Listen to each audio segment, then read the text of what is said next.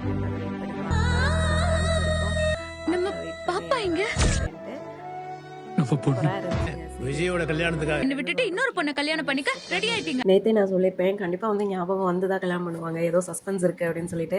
அதே மாதிரி தான் இன்றைக்கி நடந்திருக்கு. செம்ம சூப்பராக முடிச்சிருக்காங்கன்னு தான் சொல்லணும். ஏன்னா ஞாபகம் வரணும், விஜய் வந்து அவங்க தெரிஞ்சுக்கணும் அப்படின்னு நம்ம எல்லாமே ரொம்ப ஆசைப்பட்டோம். ஸோ அந்த ஆசையை மட்டும் நிறைவேற்றிட்டாங்க அப்படின்னு தான் சொல்லணும். செம்ம சூப்பராக கல்யாணம் நடந்து முடிஞ்சிருச்சு, ஞாபகம் வந்துருச்சு. இன்னும் வந்து விஜய் ஃபேமிலி ஹாப்பி தான். ஸோ சூப்பராக இருந்துச்சுங்க. என்ன சொல்கிறேன்னு தெரில. இனிமேல் வந்து நம்ம பார்க்க முடியாது சீரியல் அப்படின்ற ஒரு பெரிய வருத்தம் தான்.